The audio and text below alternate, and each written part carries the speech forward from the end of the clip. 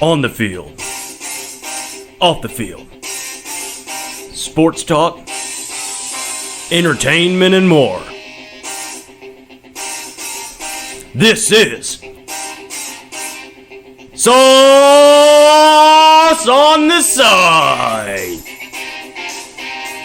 Well, hello there, Dippers, and welcome back to episode 143 of the Sauce on the Side podcast. As always, Dippers, I'm your host, Drake, joined by the man, the producer, Mr. Leighton Pip Shaventone. Who do you think had a better fastball today? Manny Johnson or Carmen Electra? Carmen Electra. Carmen Electra. I haven't lost it a bit. And our guest host throughout the quarantine experience, we have Mr. Thomas R. Shackelford. I'm a season and a half into The Sopranos, and Have they cut to black yet? no, not yet. I'm pretty sure that's the last Pretty episode. far from that, yeah. I'm not gonna say it's the greatest show of all time, but it's definitely top five. Top five. I'm a season half in. Wow. I'll power through. All right. So we're going to need a full in-depth analysis whenever it finally cuts to black. And you just tell me what that experience is like, because that's all I've ever heard about with The Sopranos. So today, obviously, we have to talk about Jordan's Last Dance, the Gronk returning to the Buccaneers in a trade from the Patriots to the Buccaneers. We will hit on our UFC May 9th preview, talk about the wildness that will be in 2 weeks with Mr. Shackelford, and we will run through the NFL draft, talk about what we thought about the whole virtual experience, some funny things we saw in the draft, and also actually talk about some picks in this draft. First up, The Last Dance documentary, episodes 3 and 4, hit a lot on Phil Jackson and the Bad Boy Pistons, Dennis Rodman. That's basically, to sum it all up, all they virtually talked about in this time. Even took you through MJ's first title. Guys, what did you think about episodes 3 and 4? I thought it was really good. I don't know if I much episode 1 and 2, but this Rodman stuff, I can't believe they let him go to Vegas for 48 hours. Like, when that happened, I was just like, I can't believe that. He needs a vacation. He just needs a vacation. Like, that never happened today. There's no way to ever go, okay, back Travis, go Vegas a couple of days, come back, we'll see you. I think the Phil Jackson one I thought was just as good as 1 and 2. I don't think the Rodman was worse than those two. I just think there's a 2-hour documentary on Rodman already, so a lot of that stuff you knew about him. But what I thought they did really cool with the Rodman stuff, it was just mostly about his playing, just how good he was for the Pistons, how good he was for the Bulls, and like the role that he played, and then tying that in with the Phil Jackson episode. I think they should have just done this one like one episode, just combine how good Phil, because Rodman wouldn't have been, if you look at Rodman's career, what was his, Chuck Daly? Chuck Daly, he was, one of the best players ever with Chuck Daly. Had a rough patch, I think, after they fired Chuck Daly. They let Chuck Daly go after the Bulls beat him, I think. And then he had a real bad time there in the Spurs. But then, again, he gets with one of the best coaches ever, and all of a sudden he's one of the best players again ever. I thought that was cool how they wrapped that up. Yeah, no, I definitely thought it was cool, and I actually agree with you. I think I like the Phil Jackson episode more than the Rodman one, just because I've sat down and watched 2 straight hours of Dennis Rodman, running it back through. So episode 3 was more like an abridged version of that, but I think what they did better, like you said, was they actually talked about him on the court, which a lot of the 2-hour documentary that you watch, they really didn't hit on the Bulls stuff as much in his actual playing time with the Bulls, like what he had done.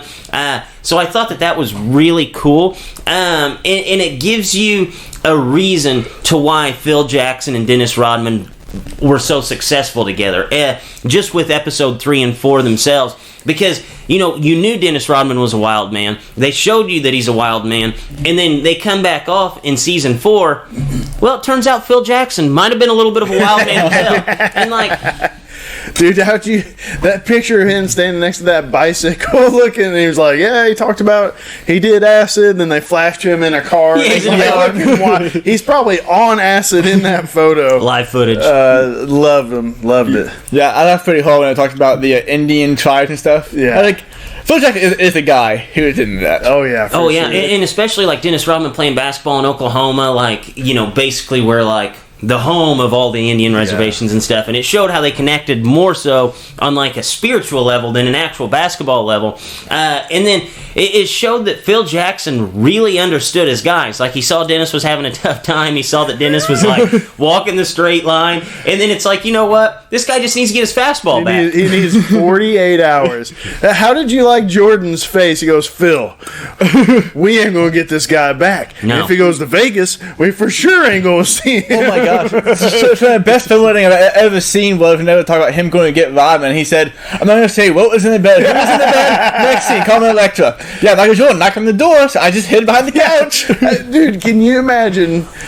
Imagine being a fly on the wall. I don't want to know what was. I don't even want to know what else was in that bed besides Carmen Electra and Rodman. We can't imagine Jordan opening up the door. Probably Jeff Lowe with his Tigers. A butt naked Carmen Electra. Because what'd she say? She goes, I didn't want Michael Jordan to see me that way. So Yeah. she's naked as a jaybird. She looks like she'd been hanging out with Rodman for 48 hours and dips behind the couch under some blankets. Like, Yeah, kudos to Phil Jackson for doing that, honestly, because like some of these guys, it's not the best look on an athlete, but that's what he needed to do to finally get back to being himself. Usually those guys that are the best ever at what they're the best ever at, they're all wild men. They all were wild men. Man, Josh Hamilton. So, yeah, that's a great example, really. Like, if that dude would have had a Phil Jackson, just be like, look, man, just go to Vegas, get you a few models, just 72 hours. pop the bottle. It's like shaking a bottle. Just the Vegas is just you turn the cap on the bottle all the way after you've shaken it. Yeah. I thought it was good. What were you about to say? do you remember that stat, the trivia stat? We got like half a second to answer about the 0 point. 0 points, 20 rebounds. He had 7. Yes. 6 of those games came in the same season, Are you serious? and 4 of those came in a span of 2 months. I thought it said he had 20 of those games. He had 7. He had 0 20 points. rebounds, 0 points. And he had 7 games. 7 of those games, 6 of those came in the 93-94 season with the Spurs, and 4 of those came in the months of December and November. And the next closest guy was at like 10 Marcus points or Candy, something. he had 2. He had games 2 like of that. those In games. 07 and 12, but See, you could look at Rodman's numbers and be like, this guy wasn't even that good. But then you show him absolutely dominating Magic Johnson and beating the shit out of Scottie Pippen. And Charles Barkley, ripping boards away from Charles Barkley. When you look back at this team, had Jerry Krause not completely blown this up, you could have legitimately had a team that could have won as long as they wanted. You had Jordan, you had Pippen, and you had Rodman, the ultimate role players. I'm even throwing Jordan in as a role player because, like they showed last night, once they implemented that triangle stuff. It really was about passing the ball, and you had Kerr, you had Longley, you had all these B.J. peripheral Armstrong, guys. and I didn't even realize B.J. Armstrong was that good. And they're like, yeah, B.J. Armstrong. He was one like of the best 10th three-point man. shooters He of was all one of time. the 10th men, and then Pax. I think Paxman was kind of like the not as tough Steve Kerr. Like he was Kerr before there was Kerr.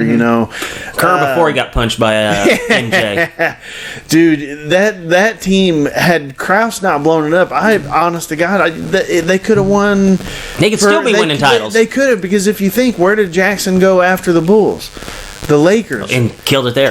Killed it there, and with the Kobe and Shaq era, and really they would have won more had they not. Do you think Hack-a-Shaq was?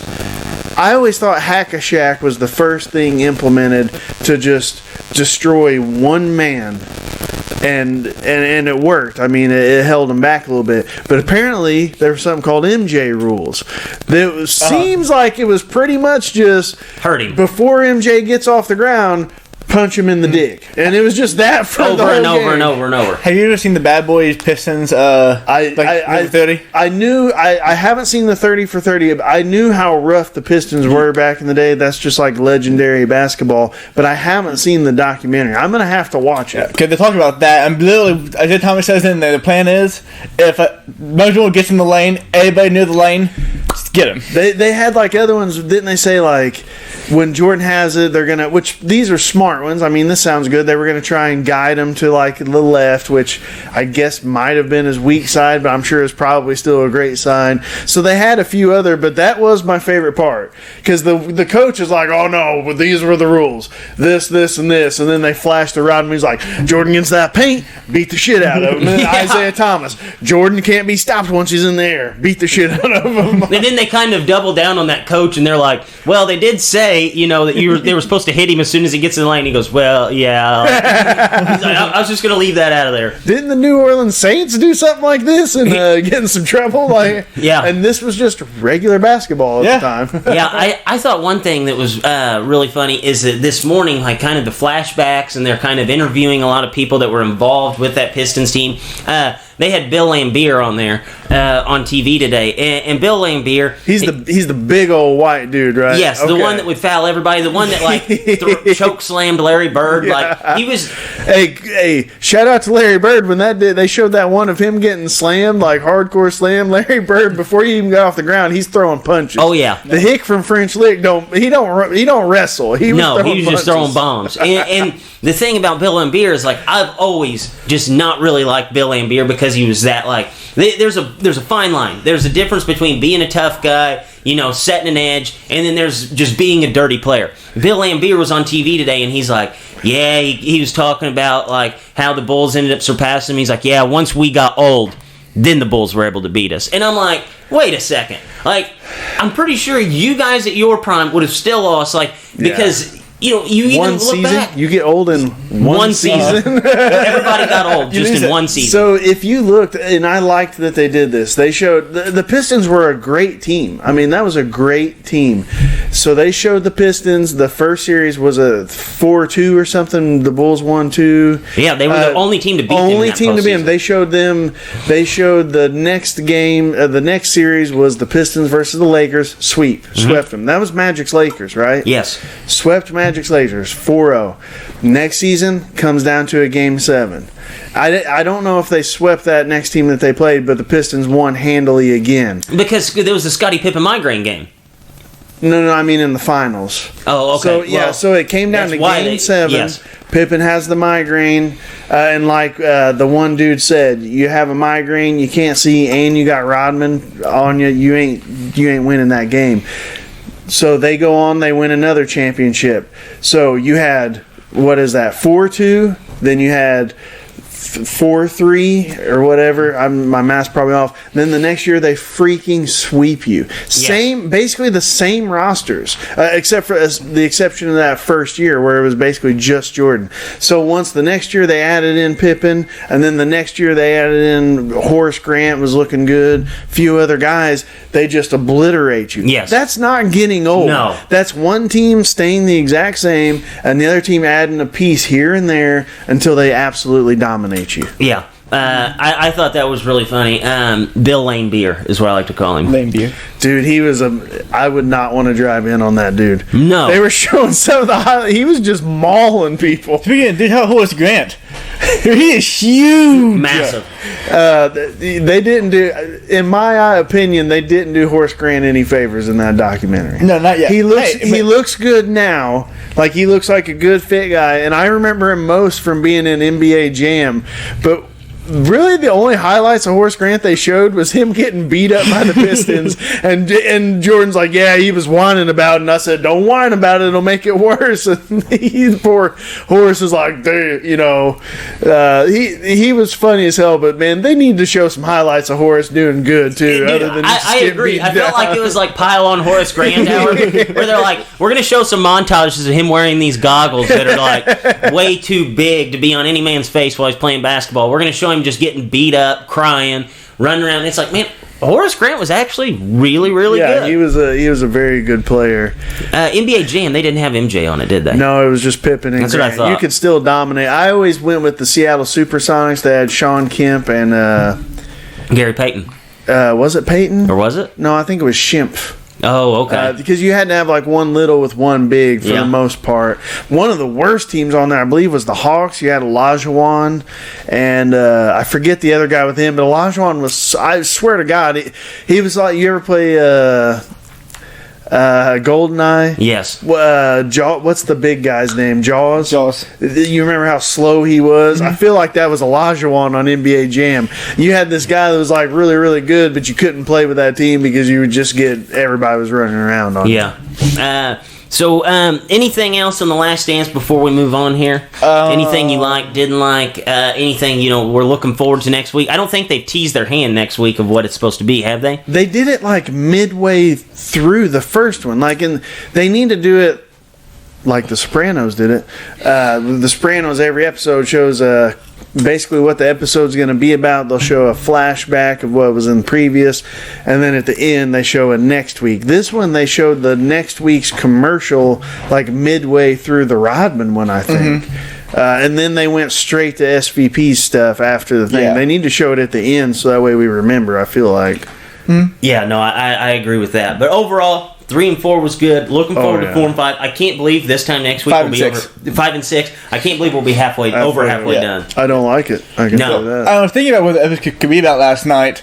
I'm thinking they're gonna have a whole one about him playing baseball, and then there'll be a whole one about like Ayo Jordan, Jumpman, him and coming like above and beyond the boy phenomenon, and that's 2. And then we have 4 more to go after that. So I don't know what that 4 could be about. Well, I'm going to disagree with you because it's called The Last Dance. I think it's just about that last NBA season. Yeah, it is. But I mean, I don't we've think had they'll have any Yeah, they baseball. have to. I bet there they will be do. baseball because if you notice Like the maybe the timelines, flashback. Oh, because Yes. the flashback, you're right. they keep going Yeah, back. you're And right now, they've just got Jordan winning the one title. And then, we're still creeping through that last dance. They're like in mid-January here with what they've been showing. So I think they're going to continue to do the flashbacks, and that's how the baseball is going to be intertwined. I bet the episode where Dad dies and baseball one all together. Yeah. The whole 92 season or 93 season, his dad dying, then baseball all together. That sounds right. Yeah, and I think it's kind of cool, like with the flashbacks, is it's not like, we're going a year's time here and we're going to flash back and do a year's time there. It's like we're doing a month here in this last season, and then we're flashing back, and then we're going to do like a full year's time. Yeah. So you kind of get more in depth on that last season. But before we get off of it, I thought another thing this one did, not just with Phil, the highlights that they had on the coaches this time I thought were pretty amazing. The Chuck Daly, the one guy coaching Rodman up, and Chuck just called him over and said, "Hey, you don't put you don't put a saddle on a stallion, Mustang." on a Mustang." Yeah. That was awesome. And then they showed who is that coach? The one right before Phil. Doug Collins, baby. Doug Collins. I mean, they had a good Benton. team. He's from Benton, Illinois. No kidding? Yes. I did not know that. Yeah. I thought it was pretty cool how they highlighted that. Like, that dude's basically sitting there like, kind of like, I don't really know what the hell I did here, But hindsight clearly shows that they made... Jerry, that Krause dude, for such a piece of shit he is for blowing this team up, he did some pretty incredible shit. But man, the way they kind of showed the Daly with Rodman, and then the Collins dude with Jordan, and then kind of sweeping into the Phil. And I liked how Jordan said, he's like, I didn't like Phil when he first showed up. He was taking the ball out of my hands. But like we talked about before, if you look back at all the history, LeBron couldn't do it by himself. AI couldn't do it by himself. Jordan couldn't even do it by himself. And if you look at Magic, he lost to the Pistons that one year. He lost to the Bulls another year. Those were without Kareem, right? Yeah, I believe so. It's hard. Hard to do it by yourself. The other thing about Rodman, even Kobe took away until he got like Ron Artest, he had Pau Gasol. Like, you have to have. You have to get a lot of guys real close to their prime. The other thing, one last thing for me on Rodman, how much did you love seeing his defensive stuff? When they showed him going against Magic at times, but did you see him? He swatted Kareem twice in that one clip. Yeah, no, that doesn't happen. Have you ever even heard of such a thing? I never even heard of a shot getting blocked. Never. They showed that, and I was like, oh my God, I didn't even realize he played. If you can't look back and think the late 80s, early 90s was the best time in basketball, you've lost your mind. You know what I loved about the Dennis? This is one more thing on Dennis Rodman. This was hilarious, I thought. So they show this montage of like Dennis Rodman hanging out with all these like greasy dudes out in Vegas. And he goes, sometimes I would just go up to the facility and have one of my friends go out there and shoot the ball, and I would just basically try to read where the ball was going to bounce and where it was going to go, so I knew if the shot was going to go long from this corner, it was going to bounce this direction, and I knew if it was going to go this way. It was a full montage of Rodman. He's like, clink that way. Clink that way. Clink this way. Yep, tip it here, it's coming this way. Go here, and then they show him against Charles Barkley, he's like, whoop, whoop, whoop, bouncing the ball around, catching it. And I was just sitting there thinking, I'm like, he didn't give any specifics. He didn't say I brought teammates to the facility to shoot the ball. He just said that he brought his friends. So I'm picturing these like Jeff Lowe type dudes out there with Dennis Rodman. They just rode their hogs in. They're drinking Miller Lights. They're shooting. That one guy shooting the ball, and Rodman's just sitting down there pulling boards in a leather jacket. They're all clinking it. Like he just gives them a giant bucket of balls, and they're just all clink. It's me. He's got guys like me just out there clinking shots. He's getting guys that he knows will miss. Oh man, that was a cool part. I forgot all about that because then it showed him studying. They said nobody studied like him. He has a notepad out with headphones on, like writing down what guys are doing. You always thought like he was just hustle. There's a lot of brains there too. There's a lot of brains there. No, you do not pull. And this is my thought on this. Like in the 90s, there is like Wilt Chamberlain. Yeah, he did all that. He had like 20 rebounds a game, but that was whenever he was like the only guy that was 7'1" out there. Yeah. Dennis Rodman's like 6'6", like 6'7", 6'8". Like he is not that tall. I think the highest I've ever seen him listed was 6'9". But like you see him standing next to MJ and Pippen, he's really not that much bigger than them, and he's out there just pulling boards over everybody. So there had to have been some kind of science behind it, and it shows you why Rodman was the kind of guy that he was. Everybody else goes into the gym. What do? They just go out there and they shoot. They'll dribble. They'll practice all the intangibles as far as like for them to score points, for them to put up numbers. He's just out there to rebound. Yeah. Like going out there and just rebounding the ball, that's insane. And again, if you think back at the time he played, you got the Larry Johnsons, you got the Karl Malones, the Alonzo Mournings, Olajuwon, Barkley, Ewing, Kareem. Who else? Mm-hmm. If you think of big men in your head, this was the peak. Yeah, that 90s. I mean, that late 80s, really late 80s, early 90s. That was the peak, big bodied. You had to have a team with a good guard.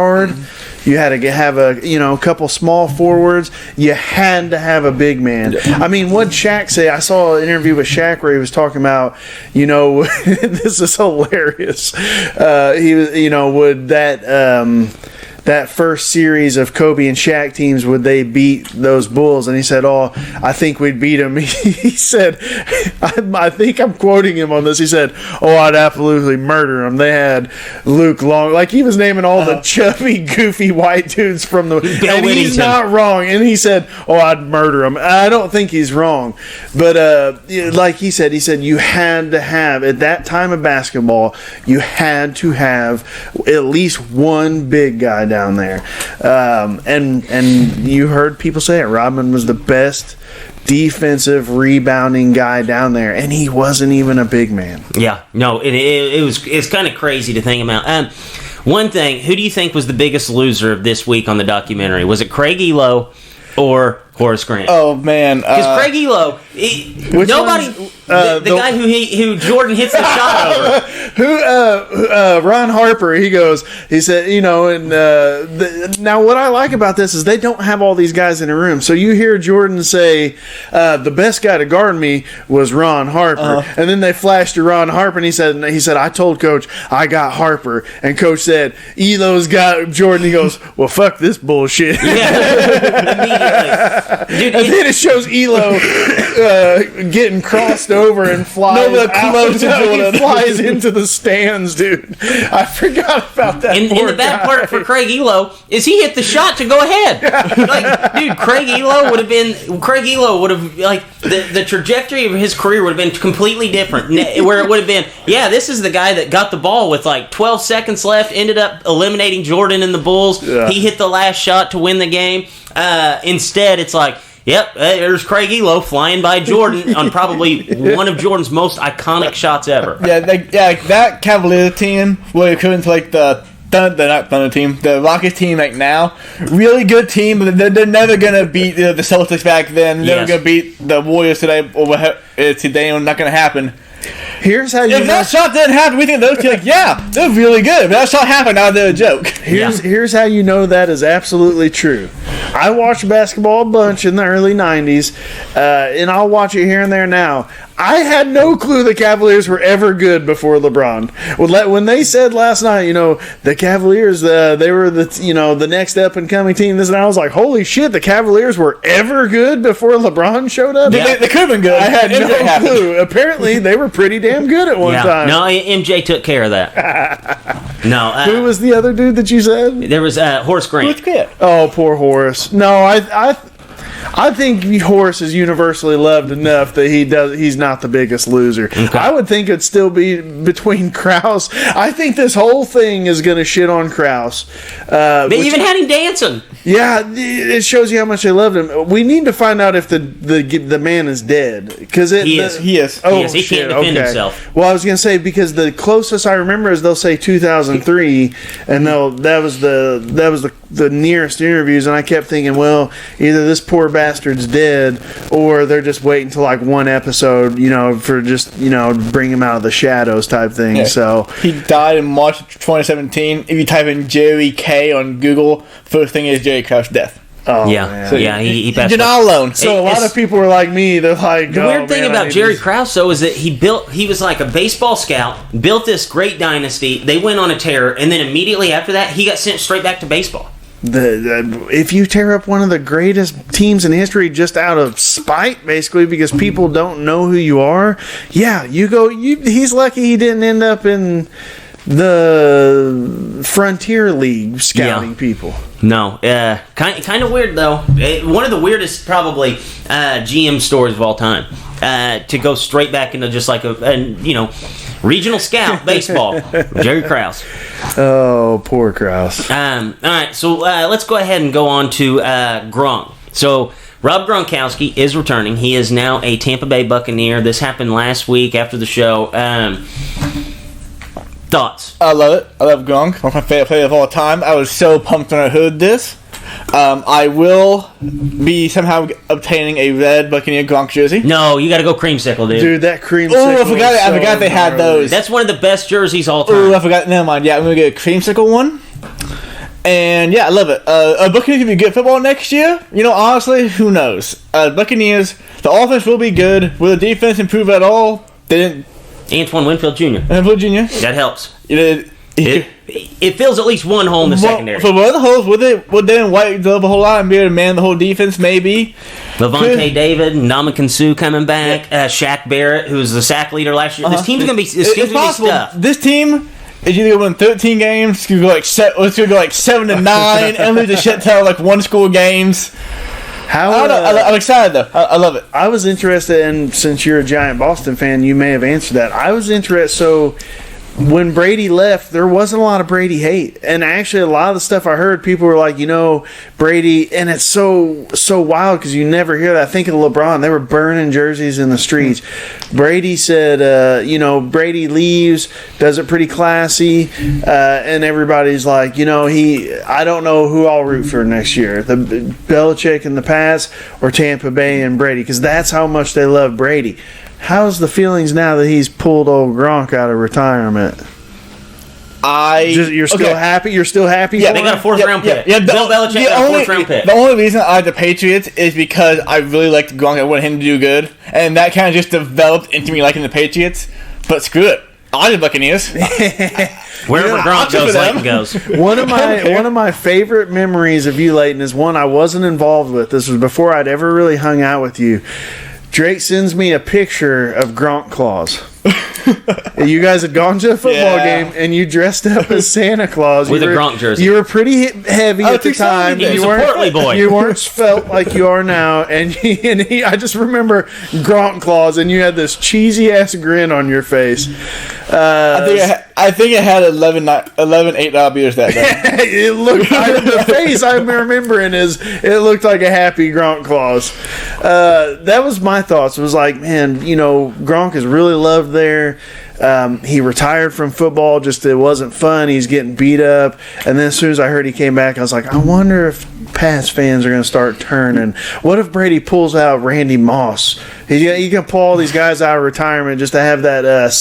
What year was it? 2000. What year was it when they? 2007. 2007. God dang, it's been that 13 long. years. Yeah. I almost said 17. It feels like just yesterday. Well, man, some of those guys ain't coming out of retirement. But you know what I mean. Antonio Brown will. What if, what about him? Did you guys see him posting on Twitter? Oh, he's wanting to be a Buccaneer, but they're not going to take Somebody put a video up of somebody bombing like a 70-yard pass to him on Twitter. And it said, what'd it say? It said, oh God, it said like package ready to go or something. It's just him, dude. That dude's got horsepower. that. Oh yeah, no, he could still be an elite wide Because at receiver in first, the did NFL. you guys see the video? The Buccaneer. What was it? The Antonio Brown video? No, I've seen him. I've seen videos of him, and he worked out with Chad Ochocinco not that long ago. Well, this may be from that, but this was a new one he put up yesterday, and it's him running from probably about 50, 60 yards back. He's running dead straight at the camera, and then he breaks a route like full speed, and the ball's coming, and then he just puts on the horses and dude, if he wasn't, I don't know that much about him, but when I saw that video, I was like, oh shit, this guy can play ball. No, Like he if he still can. wasn't Antonio whacked Brown- out of his mind, he can play ball. He is the best route runner in the NFL. But the ball, he's really, really good at getting open and getting the ball in his hands. I can see why. He was Two a important- dead sprint. and two important things for a wide as receiver. a guy that started playing football again this winter, I can tell you how pathetic it is to get from dead sprint to any sort of sideways motion. No, But- he's crazy. The Buccaneers really would have fleeced everybody in the league. They would have traded like Chris Godwin to Denver, and then drafted another defensive player, and then San Antonio Brown the next day.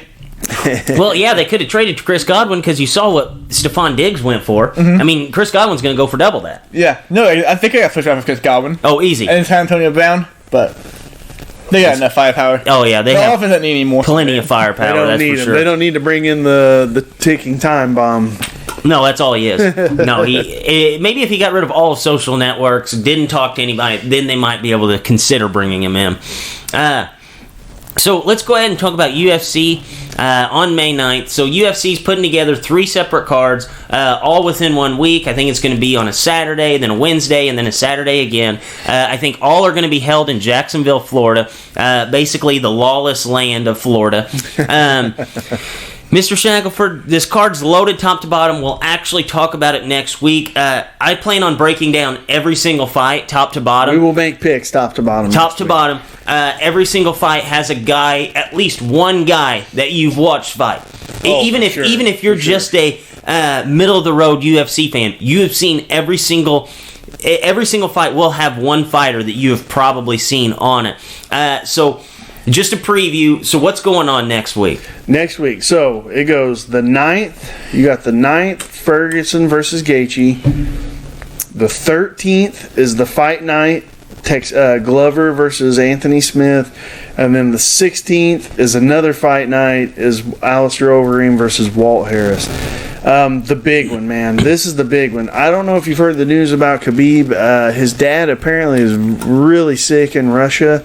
That's not why he's not fighting here, but they said it was pneumonia and flu-like symptoms. I wouldn't doubt that it probably turns into COVID before long, like a COVID diagnosis. But this one, you got Ferguson versus Gaethje, Cejudo versus Cruz. And that Ferguson-Gaethje, like I said with Khabib, this Ferguson Khabib's never happening. No, I mean, it's not. we give up on it. The world's almost ended this time. This was the closest it ever came to happening, and the world almost ended. Yes. I'm done with it. I don't want to see it. I don't want to die today. I got shit to do tomorrow. type Exactly. thing. You know what I mean? So, Ferguson Gaethje, Cejudo Cruz. Francis versus Rosenstrike, Biggie Boy. Stevens versus Cater. Hardy versus Jorgen De Castro. Looked it up. Jorgen De Castro 6-0. Yes. Stopped everybody. Stopped one dude on leg kicks. So wait a second. I just need Greg Hardy to get finished. This might be. We your haven't guy. got to see it yet. This might be your guy. Pettis versus Cerrone. Fabricio Verdun back of long suspension against our man, the God Choke, Alexi Olenek. Carla Esparza versus one of the most beautiful women of all time, Michelle Watterson, Karate Hottie. And my fight, probably sleeper fight of the night, is third from the bottom. Vicente Luque versus Nico Price. That is 100% the fight of the night. That's a freaking fight night headliner. I think that we have 3 fights that could potentially be fight of the night. 4. I think Rosenstrunk and Ngannou. I think Cowboy Pettis. I think Gaethje and Ferguson. And I think the leader for fight of the night is Luque and I think Nico so. Price. Hey, I skipped one. Jacare versus Uriah Hall. Charles Rosa versus Thug Nasty. And really, the only fight that somebody might not know one of the guys in, Ryan Spann versus Sam Alvey. The only reason I said that every single one, I think everybody's seen Sam Alvey fight, Alvey. whether or not they realize it or not. Well, and I think same thing for Spann. Spann's a real big black dude. He's got a big Superman tattoo on his chest. He's a killer. No. He's a stud. We're going to pick all these. Me and you have already started formulating a plot how to make a shitload of money on these because the odds we think are off. Definitely tune in next week because you're gonna slay. Yeah. So whenever I originally saw the betting odds for next week, or for the fights we're going to break down next week, I immediately called Shackelford. I sent him the breakdown of all the picks. Every single fight is almost a dog pick in my opinion. I'm saying that I like probably half the dogs in this card. I think the dogs will howl. I think it's a good night to make some money. Overall, if there was a dream card, in my opinion, to make money on, this is it. This is it. You have plus 200 favorites that I like. You have plus 115 favorites that I'm just absolutely in love with. I think it's going to be a good night to make some cash. It is. And we got 2 other cards that week. So we won't pick down them. And actually, so we got fights on Saturday. The fights on Wednesday, they've only announced 2 fights on that card. The good thing is we'll have a show between then to break those down. No, we won't. Yeah, we will. No, we'll have because we'll have the Saturday. We'll have a show right. Saturday, and then they'll Monday. Oh no, you will. So maybe we'll know a little bit more who's on those cards. Yeah, we'll have to because I was thinking, man, we're gonna have an hour of just breakdown. Is every single one of those fighters? Do they fight in the United States? Do they train in the United States? I was looking at him. I was a little confused because the Overeem Walt Harris one. Let me check real quick. Dan Hooker, I know doesn't. And but so no. For the fights in 2 Saturdays, I think almost every single one of them. The only ones I wasn't sure about was Ngannou, Rosenstrunk. Ngannou's out of and then Alexi Olenek. Ngannou's out of Vegas. Rosenstruck is out of American Top Team now. He trains there. Alexi Olenek was the only one I was borderline on in Verdun. Alexi, I want to say, but I think he travels the train, so it may be one of those things he's living in Vegas at this time now or something. So he is a little different. Man, that dude... Regiment Training Center. Jorgen De Castro's from... Man, have you guys ever heard of this? I've never seen the flag. I had to look it up. Cape Verde is where he's from. Huh, I've heard of Cape Verde before. I heard Cape Verde. I don't know where it's at. Is that like in the Puerto Rico Caribbean or something? Yeah, probably something down there. Somewhere that has a cape. Definitely water next to it. Yeah, they got Olenek out of Moscow, but he's the Olenek team, so he probably travels. Yes, basically every person here. He trains in a garage. Yeah, he trains in a garage. One of our classic inside jokes. Yeah, I would say most everybody on this card was in the continental United States whenever this stuff all started to go down, type thing. Yeah, I thought that was something kind of interesting. Pretty cool. Because Dana said the Fight Island's still on. Like, they're building the infrastructure now, and they're going to let people... What? Yes. What? Hold on. They're building infrastructure. No, I don't know what this even is. You gotta start over. Huh? I don't know what this even is. You've never heard of Fight Island? No. We talked about it on the show. Wait. That wasn't an island already there. He's actually making an island. He's not making the island. Is it the same one that they had Firefest on? There's Okay, so Dana White isn't building an island. He's building things on an island. Maybe. Yeah. Hey, did you see? He's not dumping sand. Wait a second. He's not dumping sand in the Did ocean. you guys see that there was a volcano that erupted like a week and a half ago? There you go. That's Oh where my he's That God. might have been Dana White. So He's up there pouring baking soda and vinegar in an. He's like, boys, give us 2 days and we're gonna have our island. No, he's building the infrastructure to house fighters and to where they can fight there. There was a league called Bodog. This is old school here.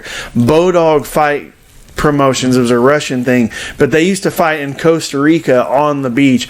There's been some it was a lot like Pride. There was some super sketchy stuff going on there. But he's building the infrastructure. There's 2 theories of what this island is. Actually, I've heard 3. So the company that owns And then my fourth one. your fourth one. Dana exploded. And I'm going to combine Leighton into this one because you guys kind of created that one your own, that he's building his own island. The one is the people that own the UFC now.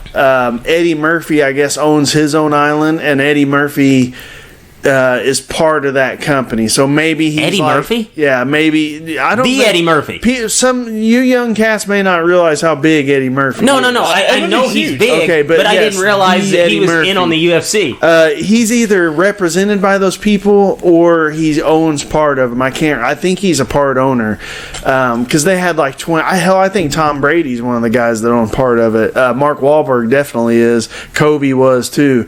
That's the way these investors do this. They get like 30 people to make an investment. We're in the wrong business is what I'm saying. You can actually invest in stuff without your own money, just convince other people to do it. You've seen Wolf of Wall Street. Yeah. So there's that one.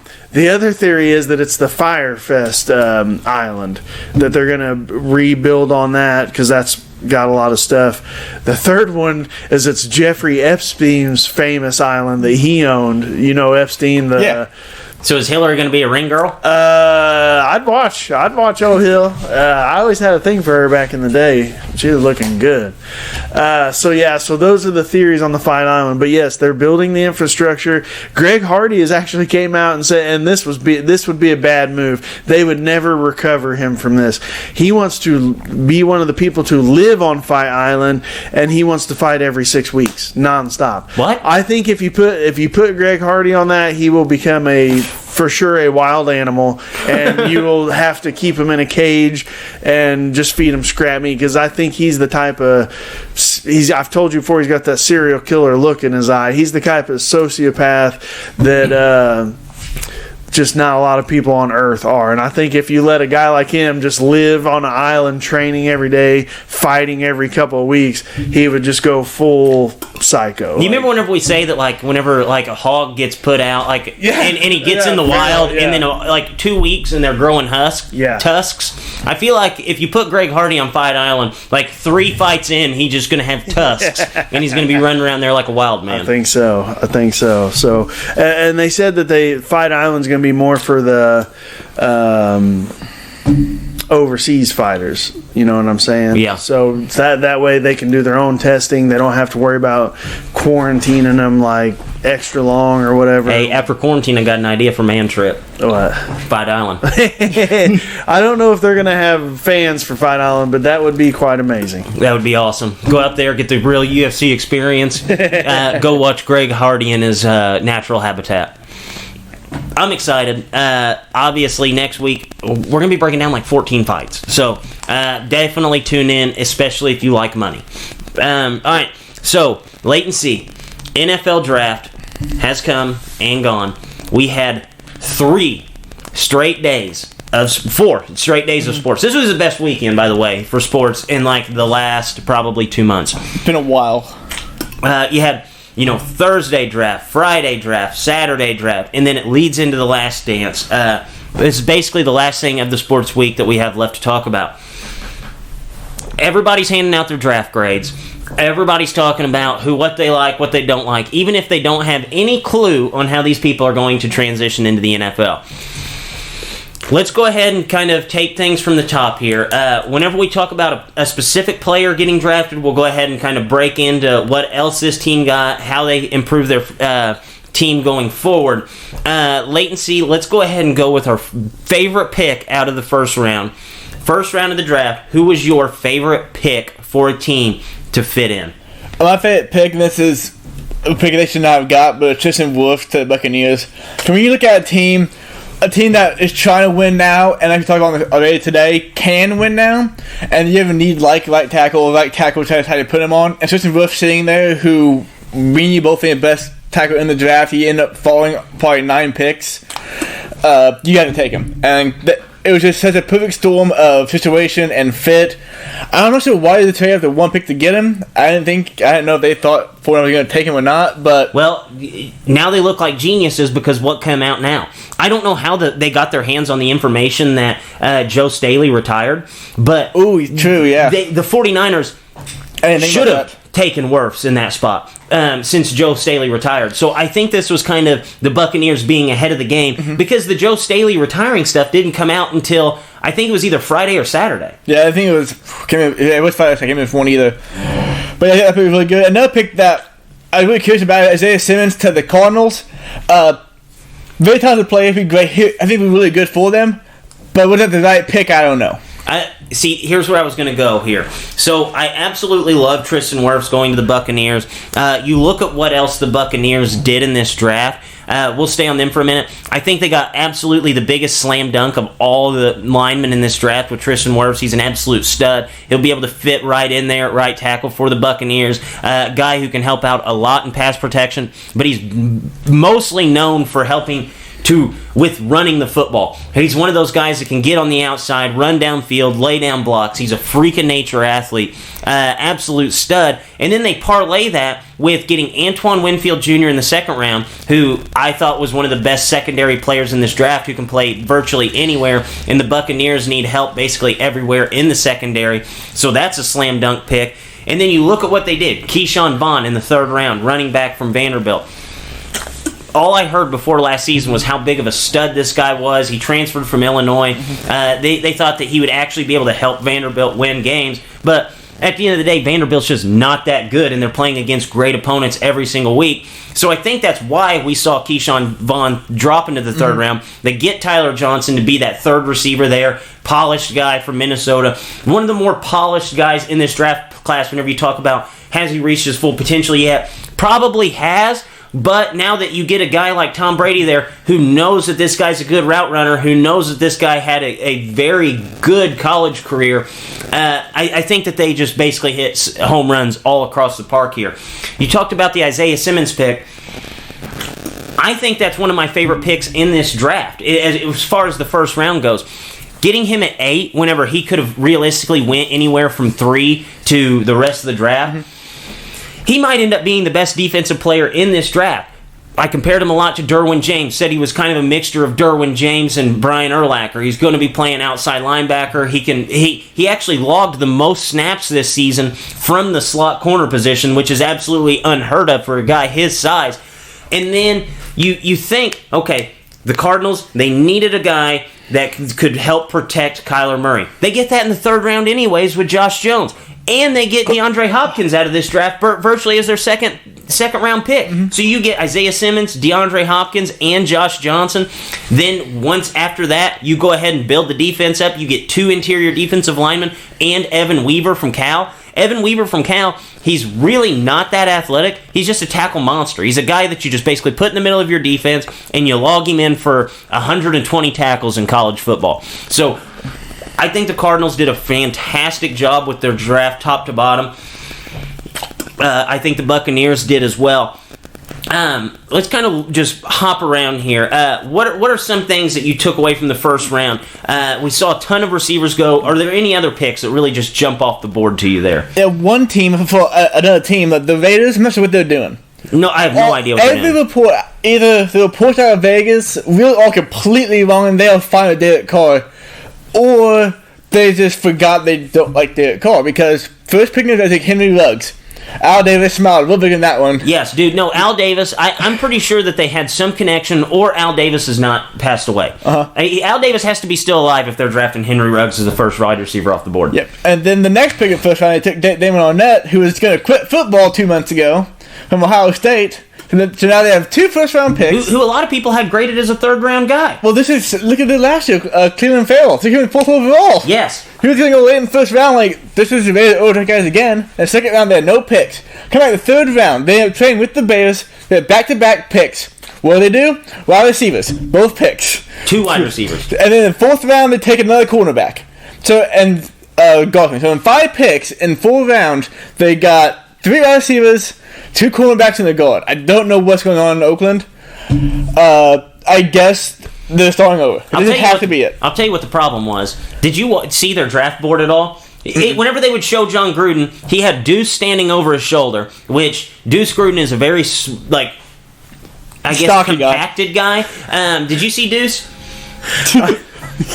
I did. He's jacked, right? He's jacked. So he's standing over Gruden's shoulder, and he's just barely tall enough to stand over Gruden's shoulder while Gruden's sitting down. Then they had John Gruden's draft board in the background. Mm-hmm. They had, he has a whiteboard as his draft board, and I'm sitting there thinking, okay, this is about as old school as you can get. You have John Gruden sitting in his living room. said untechnology, just completely untechnology. That's exactly what they did. And they showed the whole world what they were wanting on that draft board. You couldn't see it because some of the camera angles were kind of fuzzy, but Deuce Gruden standing over his shoulder, helping him make these picks, completely makes it realistic to why the Las Vegas Raiders had such a terrible draft. One thing about the draft, we'll step away from the picks for a second. Did you guys notice how many times that they just, force-fed us that these guys were making these picks with their kids? Oh, yeah. That's what the whole thing was. Mm-hmm. It was like every single coach that they'd show, here comes their kids to sit on his lap while they're going to make this pick. They were basically using the kids as pawns to throw them on there, kind of like accessory pieces. GMs are sitting there with their pick kids. There's coaches sitting there with their kids. My favorite part of the whole show was John Lynch telling the dog, hey, you stand here, right there, line up right there. Yeah, everybody just go ahead and line on up. I thought it was hilarious watching this thing, and they were using the children as pawns to just be like, you go stand next to your dad. And a lot of those guys that are general managers, they don't have a ton of family time. So watching these guys interact with children was one of the weirdest things I think I'd ever seen. There was a guy, I cannot remember what team he was for. I'm wanting to say it was either Buccaneers, 49ers. He was wearing red. And I think it was Buccaneers. And his kids were standing there, and the interaction that he would have with them was just so weird. It's this guy hasn't seen his kids in 6 years. Mm-hmm. He didn't even realize he had the third kid that was standing there. Yeah. And they're just he goes to reach out and grab him, and they kind of back away and look at him, and he grabs him and kind of gives him a halfway hug. It was so weird watching these people. Yeah, nobody. I had my little daughter. She didn't like me for the first 2 years of her life, I don't think. So you don't know for sure that he's a bad dad. I didn't say he's a bad I'm not dad. a bad dad, but my littlest shit, she for sure. I couldn't hold on to her for more than a 2-minute span for the first 2 years of her life. So it was just it funny. could be one of those scenarios that kid's a little titty baby and don't want anything to do with dad. Well, there was 3 of them standing there, and then you'd see a guy like Matt Patricia who's just slumped over in his chair, and all of his kids are just dangling off him, and it's all right, this guy looks like a father. Brian Flores, him and his son had a secret handshake that they'd do. You're you know this guy spends a lot of family time, and then they'd show you the upper management guys, and it was just so weird watching them interact. Yeah. I can't remember who it was. I think it was a Jaguar guy or a Giants guy. In his room, they had 2 little girls and a son who was probably maybe 16 years old, maybe 15 years old. And you can tell the difference that 9-year-old girls do not care at all. No. And the sons are all into it. Yes. This guy, the girls were together in the corner, in the side, playing with their hands or hair or something, and the son's staying there. So feet so at the pot, hands crossed, sitting on the TV we got this, Dad. Yeah, come on, Dad, we'll handle this. That's a good choice right there. Mike Vrabel. Did you see Mike Vrabel's sons? That's who it was, I think. They were dressed up. One was dressed up like Frozone off of The Incredibles, and he was standing Thinking of shit. And then the other one was making it look like he was going to the bathroom, and then the other guy, and then at one point his son was standing there over his shoulder, arms crossed like Leighton C. Said, and he's just giving his dad this nod of encouragement, and it's Mike Vrabel. Mike Vrabel's got dip spit everywhere. He's sitting in his war room, you look at Mike Vrabel and you're that guy was destined to have sons. The one son's dressed up like Frozone, the other one's wearing Mike Vrabel's old Pro Bowl jersey, Frozone, and he has a bleached blonde mullet. Yeah, the Bill how we were going to hang out at probably.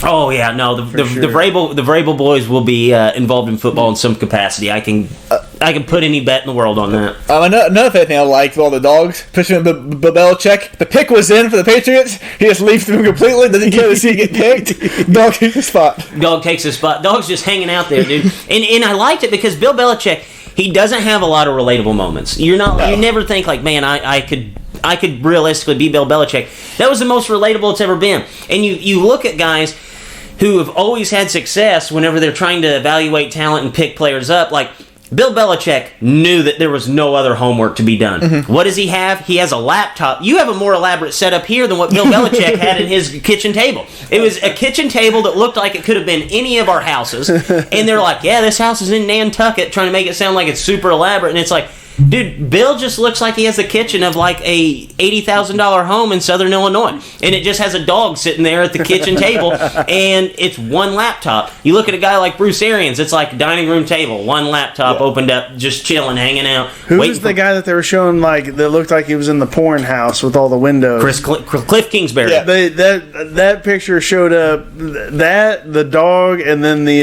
Gruden one showed up on my Twitter feed more than any, and basically. It was a resounding like, where does this guy live? A porn studio? And I was like, that's not that I've ever seen porn, but I mean, that looks a lot like if I was going to film porn, then that would be. I think I've read a book about that one time.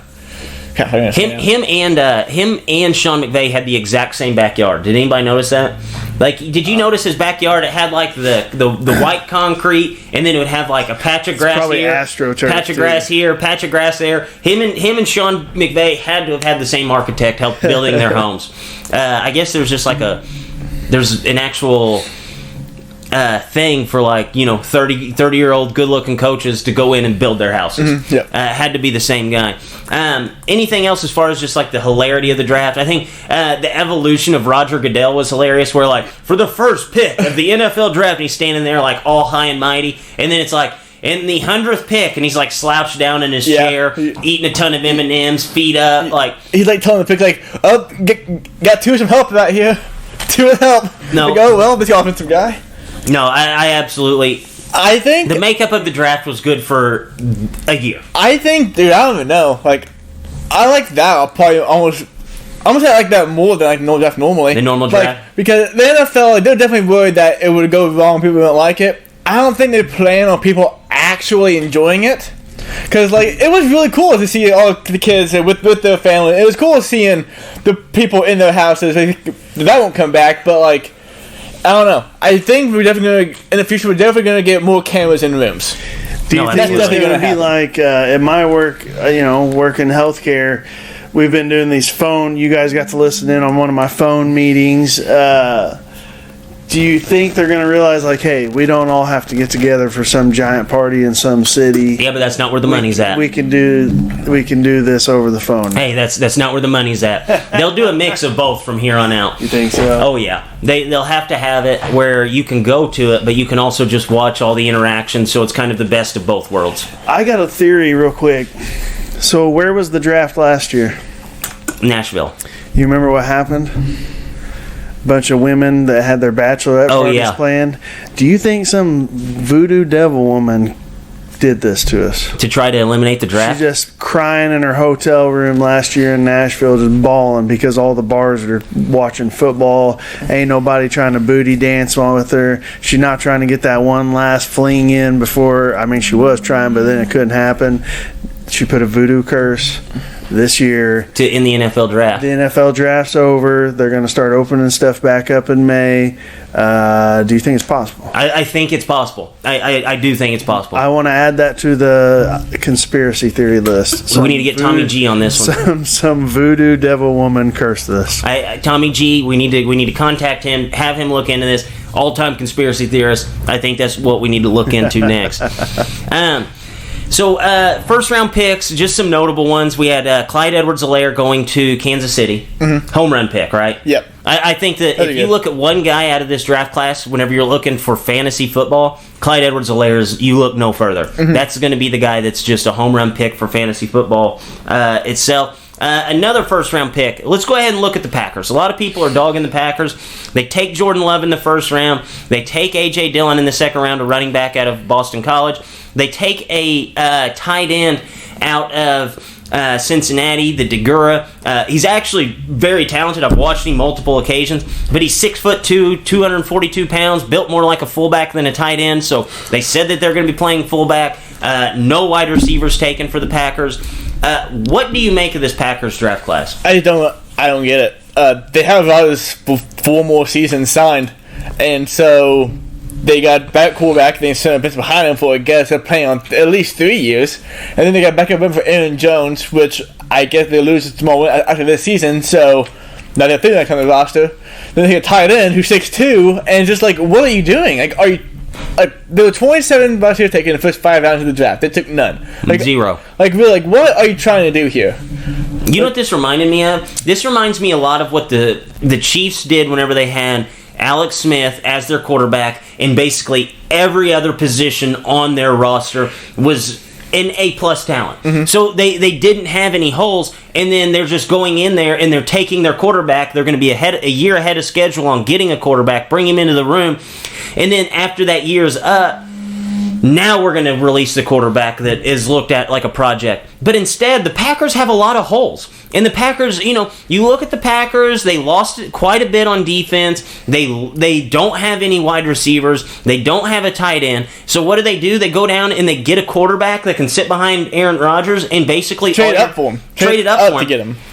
Which is exactly what the Chiefs did, but the Chiefs had everything else taken care of. They had done their homework everywhere else. They had players at every single position that you could really just feel good about starting every week. Packers don't have that. It should be a luxury to do this. Instead, they go ahead and do it, and now we're sitting here saying, well, we thought Aaron Rodgers had 4 more seasons left in him. We thought he had 3 more seasons in him.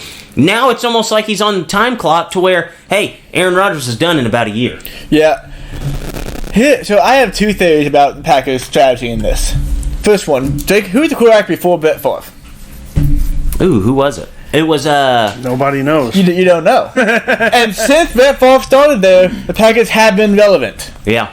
The Packers have now gone for almost 30 years with either Favre or Rodgers at this point. I think their fear that them being angry by Wisconsin, if they're not good, the team won't be able to thrive enough, and they'll have to either A, sell the team and move it, or B, just not sell tickets for years and years and years. Yeah. So that's one fear, and this way they get Love in there, sit behind Rodgers, learn from him. Or the other theory is B, this one I lean towards more, they really wanted to trade for already proven talent in the draft. They just never got a trade that would work. Yeah. No. And so they compensated by taking Jordan Love. And once they did that, they decided, well, here we are, let's just try to secure what we have now and try to work again so we can get going this season. I think that the Packers fans would have been way more receptive if they would have just sat back, taken the wide receiver that they wanted, get T. Higgins to go along with him, and then if you want a project quarterback, you could have came back in that second round instead of taking A.J. Dillon, who's basically useless on a roster now with 3 legitimately good running backs, because they still have Jamal Williams and Aaron Jones. Take Jalen Hurts there. Instead of trying to finagle this whole thing, or maybe even Jordan Love's still there. Like, we don't see any of those guys in the later first round taking a quarterback there. So I don't know why you would go ahead and do that. Maybe go ahead and get T. Higgins so you have a bona fide second wide receiver option. They lost Geronimo Allison in the offseason. Yeah. And who did they bring in?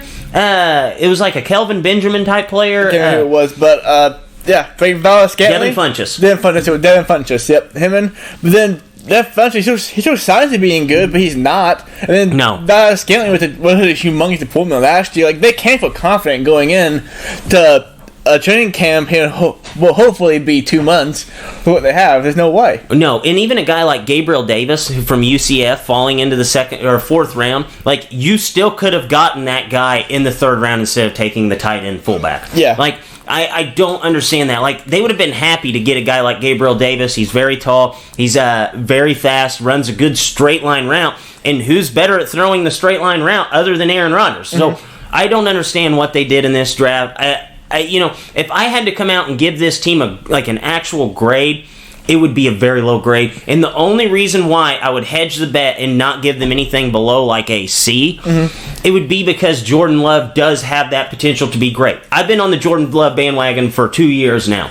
So I do understand that Jordan Love is good, but if you are wanting to win another title with Aaron Rodgers, Jordan Love is not your pick. I feel guilty. Bart Starr was also a Green Bay. Yeah, he was the quarterback. the first Super Bowl. It wasn't right before Favre, but when Favre played long enough almost to make that a reality.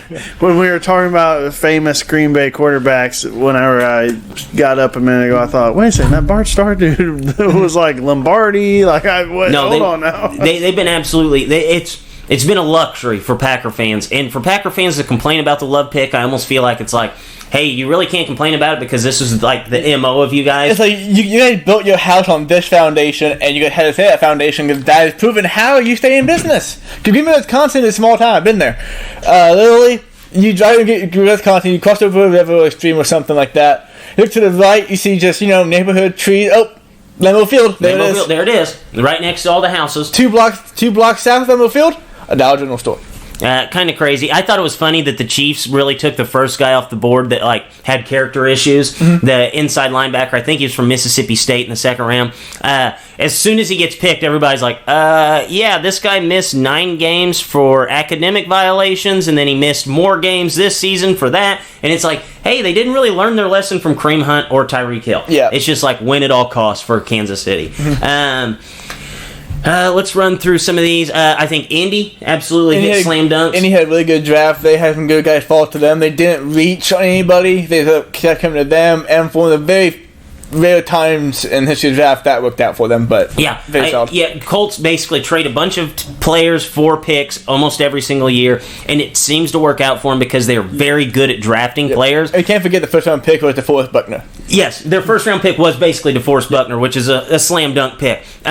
I think for Indy, if there's one guy that I can look at and say, this guy could possibly be if you take away all the first round wide receivers, and you say, is there one guy that you see being the best wide receiver in the NFL in 5 years? I think the only guy I could argue would be Michael Pittman Jr. The guy is an absolute stud. He's big, he's fast, he's strong, and I think he's getting put into a great situation now. Not only do they have Rivers for this season, but they also have Jacob Eason that they brought in the draft, who I think has a lot higher draft ceiling than like a guy like Jake Fromm. And then they get help in the secondary with Julian Blackmon at safety, and they get another running back with Jonathan Taylor.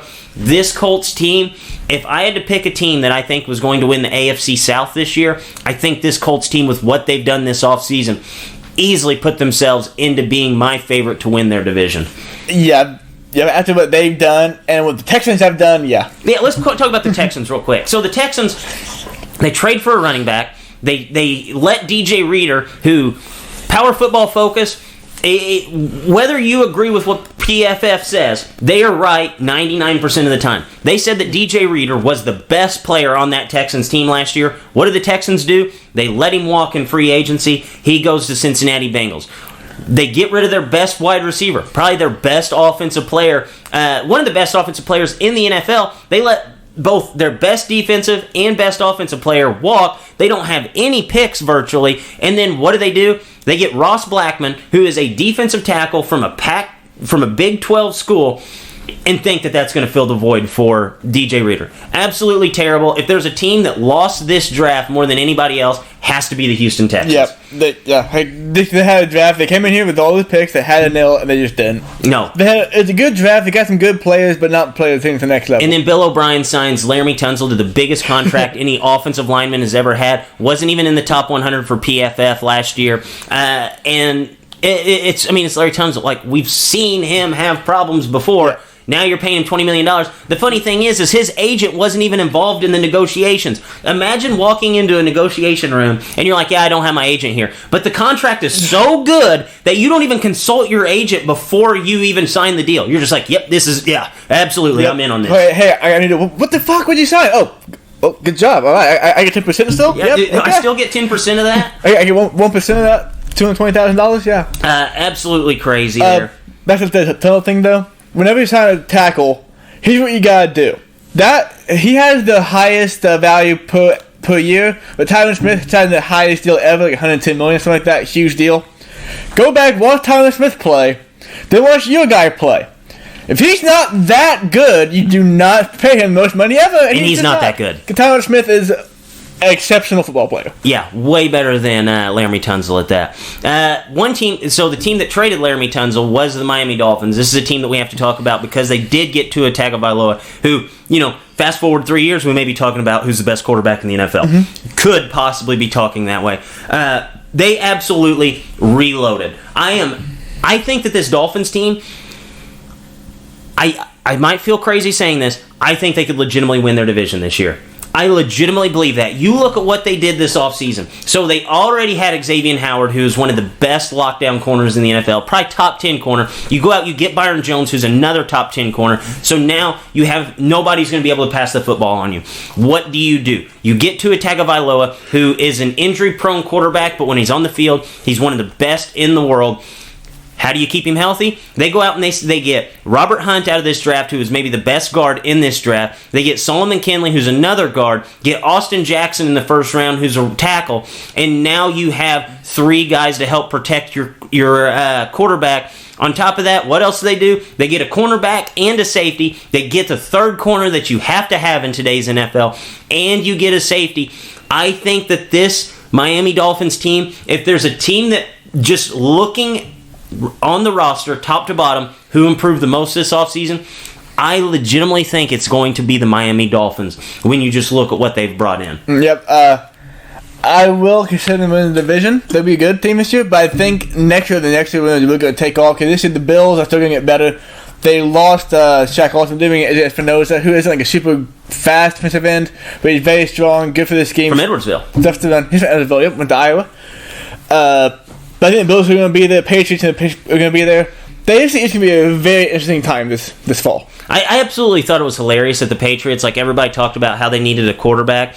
They just don't get one, and all they do in this draft is they get, the first 2 picks, they go defense. Like, this is the most Bill Belichick move ever. You had the best defense in the NFL last year. You had one of the worst offenses in the NFL. How did you fix that? You draft 2 tight ends in the 3rd round, don't touch an offensive player until the 6th round after that, and you just build the defense up. That way nobody can score points on you. Yeah, and that works out. And then one more to talk about real quick, the Browns.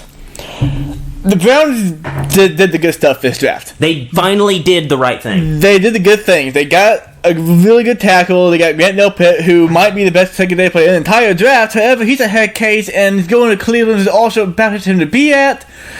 But you know what? If he's consistent, he might be the best safety in the NFL in 3 or 4 seasons. Yes. They got good picks without the draft. Donovan Peoples-Jones, I think, is one of the most underrated picks, and that was like in the 6th round. Yep, and if Cleveland Browns do not work this year, it's just not going to work. Mm-hmm. Baker Mayfield, OBJ, I'm shocked that he didn't get traded because every sign point him being traded during the draft going in the last week.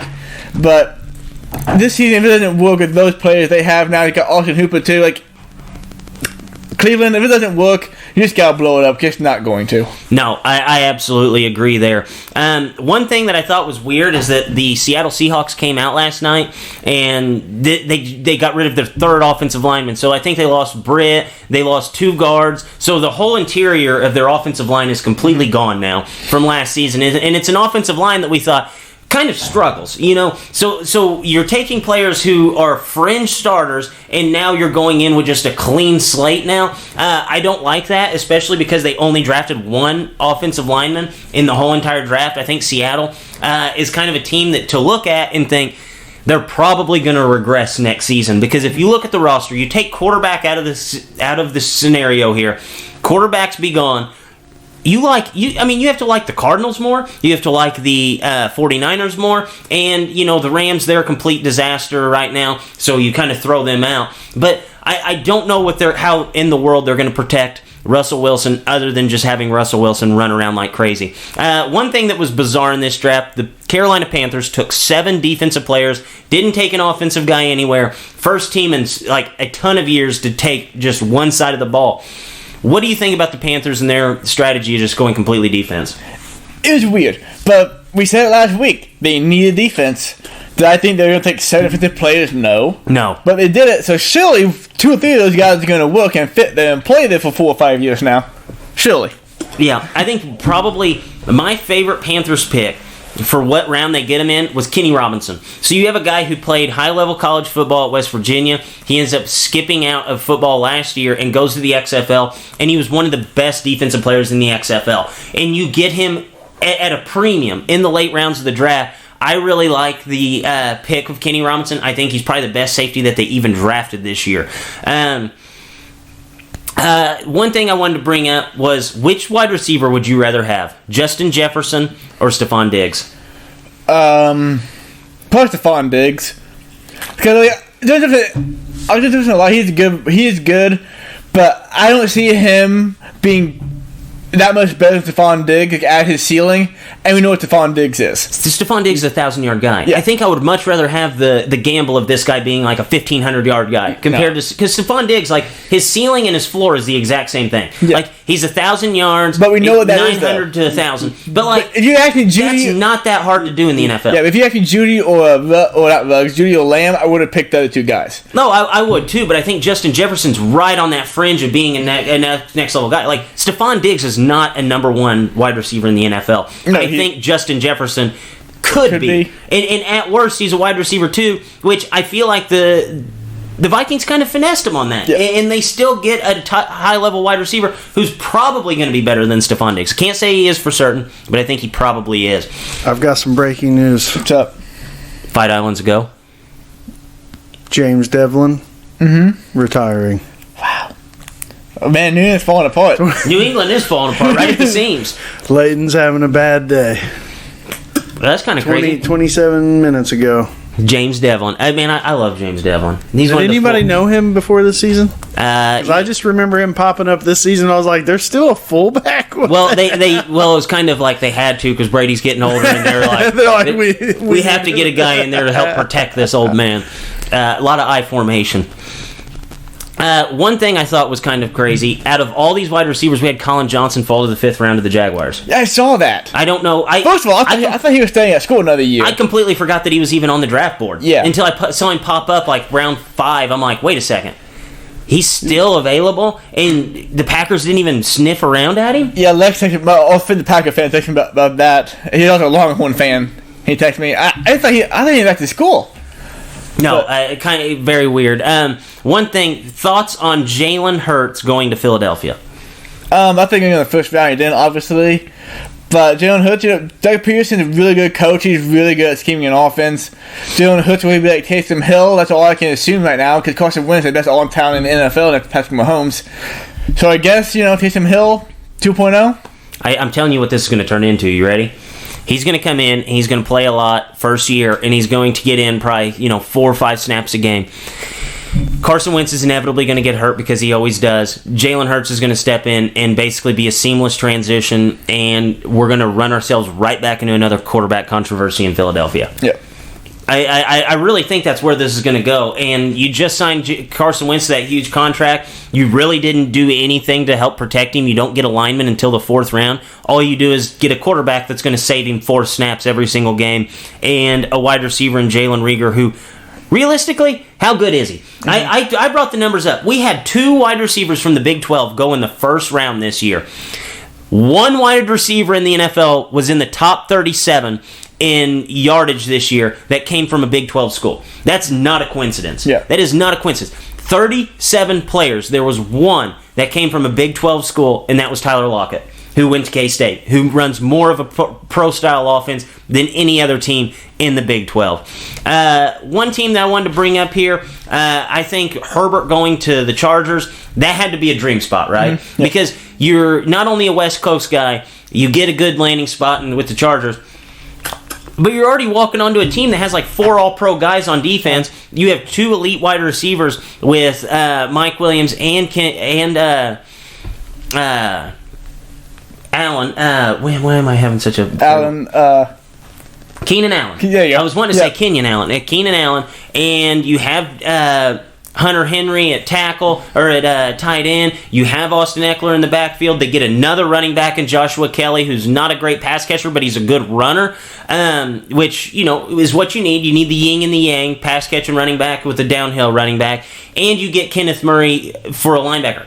I think the Chargers absolutely did exactly what they needed to do going into next season. Tyrod Taylor could still start for you week 1 and kind of squeak you by for a few weeks until Justin Herbert's ready, but there cannot be a guy happier in the NFL right now than Justin Herbert. Yeah, that kind of life right there. The Chargers, and where they're going to be, Justin Herbert's in a really good spot.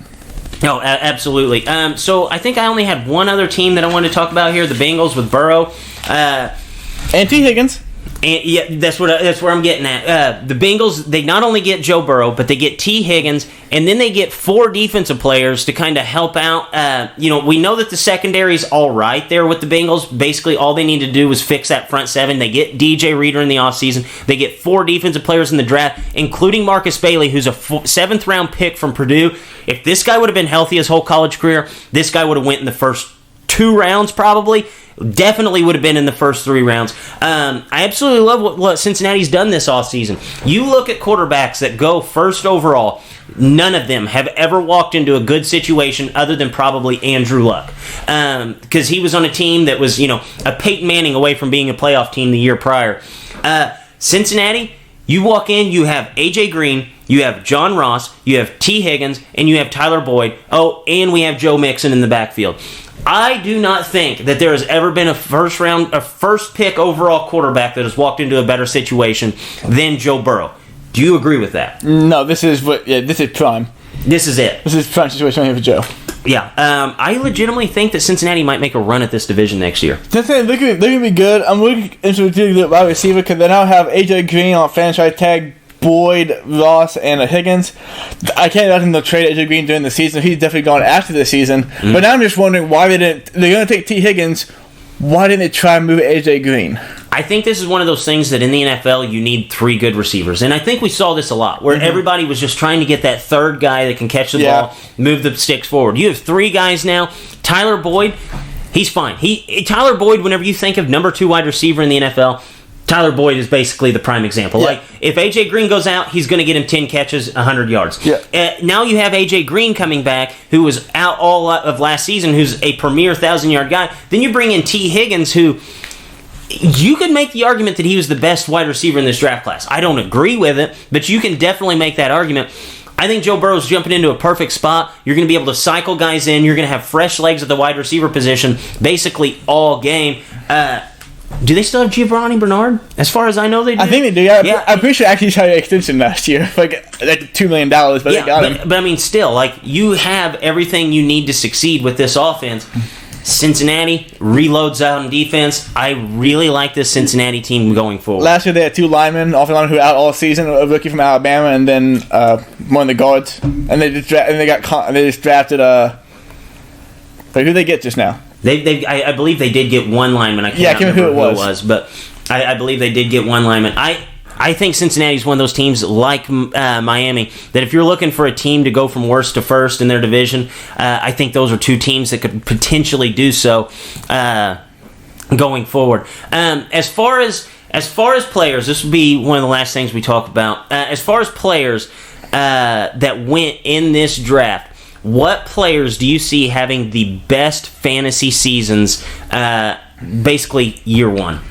So year 1 fantasy seasons, Justin Henderson, a guy going to Denver. That's his name, right? Wait. I'm confused now. C.J. Henderson's a cornerback. C.J. You're thinking Jerry Jeudy going to the... Who did Broncos draft? First round wide receiver. They took 2 wide receivers in the Justin first round. Jefferson? No, they didn't get Justin Jefferson. He went to Miami. I didn't actually write that down. Okay. Who was? The guy that got 15? I thought it was Jerry Jeudy, wasn't it? I'm almost positive it was Jerry Jeudy. Who the guy in the first round is going to be a stud next to Colton Stone? I'm a believer in Drew Lock. I think they're going to air it out next year. I think he'll have a humongous year next year. Yeah, I do believe. If I'm Jeudy. I'm like 99.9% sure it's Jerry Jeudy. He's having a good year, actually. All the wide receivers I think are going to have good years. Yeah, Jerry Jeudy, and then they came back with KJ Hamler in the second round at wide receiver. A sneaky one that I like. There's another team that needed 3 wide receivers. A sneaky one that I like. It may take a few weeks to get forward J.K. Dobbins and San Diego, Los Angeles Chargers. If he can become the full down back and kind of fade out Austin Eckler, he could be a really good stud. Yeah. No, I think that whenever you look at guys who are going to be absolutely locks to be great in their team's plans of what they're wanting to do this year, I think the best running back in this class is going to be Clyde Edwards-Helaire going to Kansas City. I've talked about it ad nauseum before. Anytime that Andy Reid has even remotely an average running back, which I don't think Damian Williams is, if he has an average running back in the NFL or better, his guy is always a top 10 back in the NFL. I think Clyde Edwards-Helaire is another guy that's just going to get hammered into that system, who's going to get his 50 catches. He's going to be a 1,000-yard rusher. I think he's an absolute lock. I like Jonathan Taylor a lot. Kind of shows you how much they actually love Marlon Mack. I think Marlon Mack was more of a guy who had good success based off of the situation around him. I think Jonathan Taylor's a much better running back than him. The only problem with Jonathan Taylor that I have is that he got basically twice as many carries while he was at Wisconsin than Clyde Edwards-Helaire did, so we'll see if he starts to break down faster than other guys. But I think for one season sample size, Jonathan Taylor's going to be an absolute stud there in Indy. J.K. Dobbins, I think, is going to be fine with the Baltimore Ravens. I think he's actually going to be better than Mark Ingram now that Mark Ingram's past that 30-year mark. J.K. Dobbins is an absolute stud. Maybe the best running back in this class. Had a ton of success at Ohio State, but now that he's there with a good option quarterback, he's played in that kind of situation before. I think he is going to have a ton of success. But, with the loss of Marshall Yanda, I'd kind of pump the brakes on J.K. Dobbins being put over Clyde Edwards-Helaire. I think if you look at a wide receiver that's basically going to walk in the doors day one and be an absolute animal whenever you talk about fantasy football success, I really like Jerry Jeudy just because he's the best, but there's a lot of mouths to feed now there in Denver now that they have three legitimately good wide receivers and Noah Fant. I really like Justin Jefferson from Minnesota being a guy who could possibly lead the NFL in receiving yards, as far as rookies go, just because he's now there with Kirk Cousins. They don't really have any other options other than Adam Thielen and Kyle Rudolph, who's basically just going to catch the ball and fall down. They're going to have the two wide receivers out on the field all the time, and I really expect Justin Jefferson to be there. Out wide. The only problem with him being out wide is that he's going to draw more coverage from number one corners compared to Adam Thielen being in the slot. But I think if you look at a guy who's in a perfect situation, I think he's right there because we've seen it time and time again where Kirk Cousins has produced multiple wide receivers who go for 1,000 yards in a single season. Sneaky one, though. I think the sneakiest wide receiver play here that could possibly jump in and have immediate impact for fantasy football would be Gabriel Davis. He's a straight line runner. He's from UCF. I'm not saying that he's going to be a guy who's going to catch 5-6 balls a game, but I think he'll catch probably 10 home run passes this season coming from Josh Allen. I think he's going to walk right in and compete with John Brown and Stephon Diggs for snaps. So that's one guy to kind of keep an eye out on because we saw UCF's offense over the last 2 years. They were absolutely unstoppable. And he was a key cog to that whole thing. So I definitely like him if you look for late round guys who can have success in year one in the NFL. Anything else on the NFL draft before we move off of it? I think they're winning the draft with the Ravens. As soon as they took Patrick Queen, I think they won the draft. Yeah. In my opinion, Patrick Queen, first round pick, they needed that was the hole. No, I do agree with that. And they got the Swift guy from Georgia. Yeah, no, who, the Ravens? Yeah, didn't they? I thought they got J.K. Dobbins. J.K. Dobbins, that's who it was. That's who it was, J.K. Dobbins. No, I think they did a fine job, which the Ravens every single year they draft very, very well. Yeah. The division, they're good now. No, absolutely. So anything else before we move on to the NFL draft? Nothing good. Okay, so Mr. Shackelford's thumbs have been working like crazy over there. Anything new in this week? Anything that you guys have been watching to keep an eye on? I know Mr. Shackelford's been on The Sopranos. Any ways to pass some time now? We don't have any sports this weekend. This is our last weekend without legitimate sports. Yeah. I'm not. Don't take that to heart. We've done that like three times. Everybody easily fall through. What's your % chance that the UFC actually goes through with this card? Well, it's in Florida, so like 99.9, but there's still a chance. Why did they try to pick California to have this thing go 2 weeks ago? They should have just went Florida right off the bat. It was on a Native American land. I mean, those Native American reservations, it's like countries inside of countries. They shouldn't have been able to shut it down. Really, they didn't. They could have still went ahead with it. It was just pressure from Disney saying it's a bad look. You know what I mean? But like, there was no reason they were going to do it. How is this any better of a look, though? You know, like, because it's Florida, because they're part of our nation, and they're still running business down there. Okay. So I mean, it's a different thing. You know, I also thought about that last night when Phil kept talking about Native American culture and stuff. I'm just waiting for the social justice people to come out going bananas. You know, Rogan talks about this a lot. It's pretty funny. It's pretty true right now. Besides Jamil Hill. How much social justice goofy stuff have you heard since all this went down? we're all one team now. Well, it's because everybody's bored. You know what I mean? Like, when everybody's bored, they got to find something to bitch about. Yeah. And it's everything whenever we're bored to death. But now it's in Florida, and everybody's wacky in Florida. Are you at all worried about Gronk living in Florida?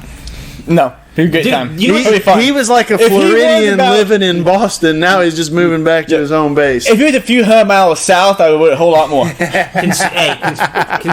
Conspiracy theory, boys. All right. So Gronk just won a WWE title, right? He won the 24/7. Now I didn't think of that. He won the 24/7 WWE title. By accident, I What does believe. what does the 24/7 WWE title mean? It means on any given day, on any given moment, you have to defend your title. Okay. Where is the WWE? Florida, baby. Tampa, more Yeah. specifically, Tampa, Orlando area. He goes to Tampa. He's there. I think this is a move to where he can do both things at once. It's going to be Dennis Rodman-esque with Karl Malone, where they're out there fighting, rumbling, bumbling, stumbling. This was actually hot on Twitter yesterday, was Dennis Rodman and Hollywood Hulk Hogan taking on Diamond Dallas Page and Karl Malone while they were both playing. I think Gronk's going to be that next guy. I love it. I mean, he's right. He's there. He's in Tampa. He's there. I will say that one other show that I've been watching a lot is that Dave on FX. Have you seen that? The Lil Dicky show. It's pretty tremendous. I think I saw like a trailer commercial for that. But I highly recommend it. Pretty tremendous. It's very funny, but there's a lot of I won't say drama, but there's a lot of like real life stuff in it too. Really incredible show. That's probably the newest show. I tried watching The Devs. I wasn't into it, man, and that one was hyped pretty big. But Dave, I feel like, hasn't got the hype, and it's a million times better. Reminds me a lot of Master of None. Did you see that with I haven't seen it. I know what Aziz it is. Ansari? Yeah. It's in the vein of that. It's comedy. It's hilarious, but there's a lot of real life stuff going on too. Really incredible show. Okay. Dave? Dave. It's Little Dicky's show. I'm on I'm not on Dave. I'm on Scandal still. Getting all through that. I actually got through the second season, which had like 22 episodes. Jeez. Yeah, it's a lot of time, either invested or wasted, depending on how you look at it. So anything else before we wrap this show up? No. No time for sports back for a week. Yeah, no, we have sports back for a week this last weekend. We're without sports this weekend. Next weekend, we will be breaking down a ton of fights, so be ready. Be ready to make some money. And on that note, for Drake, for Leighton C., and Mr. Shackle, for Dippers, as always, stay saucy.